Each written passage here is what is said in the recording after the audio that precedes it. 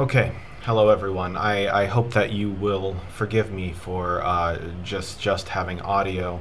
As you may have guessed, I am not actually in a comfortable position to where I can be recording all of this stuff. I've actually been traveling quite a bit, and normally I would have waited to put a video out until I was in a more comfortable position, back at my home. But I thought that this stuff was all kind of time sensitive in the way that the organizations go about, any kind of discussion or any kind of development that's happening. So that's my reason for doing it this way, for doing the audio only, because it puts less strain on my old dilapidated laptop. Okay, so my first video was just kind of like a snap emotional reaction, and it was just kind of my first thoughts. Now I've had to collect myself a little bit, and I wanted to kind of do this open letter to the Venus Project, and these are my reactions. It is so important to state that I in no way am attempting to speak for the Zeitgeist movement at all. I've been a member. I've been relatively active in trying to build the organization, in my neck of the woods. But I haven't ever participated on a national level or an international level. Okay, so these are from me and me alone. All right. So here we go. Roxanne Meadows had said that repeatedly over and over again. She sounded like a broken record or a stuttering child that couldn't say anything else, that they didn't want to operate under a third party or a second party, that it needed to be done under the Venus Project. And she said this over and over as if somehow we were missing it, as if somehow this was this big, obvious point that we just didn't get, and maybe we were just too stupid to get. Okay, that we can't be under a third party. I want to say to Roxanne, have you ever heard of a coalition? Have you ever heard of groups that may have organizationally a different structure moving towards a common goal? And that maybe it might not be absolutely essential to agree on everything, although I think miraculously the Zeitgeist movement did agree on virtually everything with the Venus Project.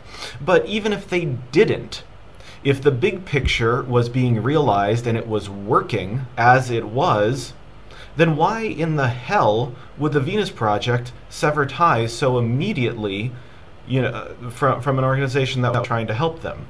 If the well-being of the world is the primary goal, then shouldn't the world be able to participate?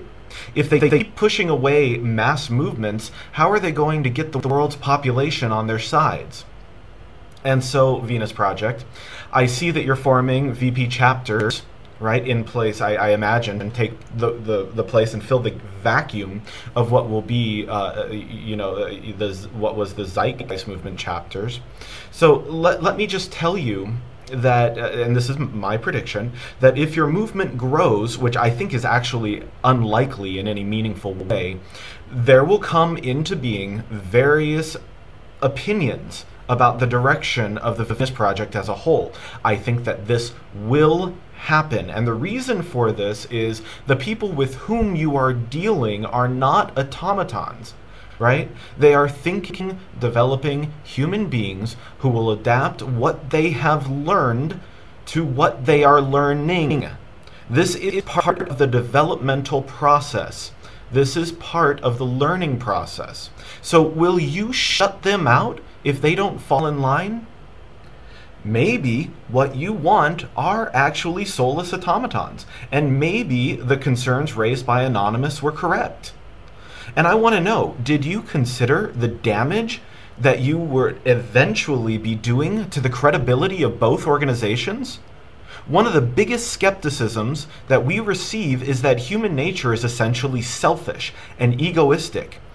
Didn't you just create a golden ticket to the detractors to cite and attempt to render our vision of the world as moot? And for those of you who are Zeitgeist movement members, don't respond with who cares what they say, because whether or not you like it, people listen to Anonymous. And people listen to capitalists and the objectivist and the libertarian economists. And when they cite this abject and totally avoidable failure of cooperation, their arguments and not ours will be seen to have validity. Because rigidity is the path to breakage. Something that is alive changes, it grows, and it evolves. The metaphor for this is a dry reed becomes brittle and eventually snaps.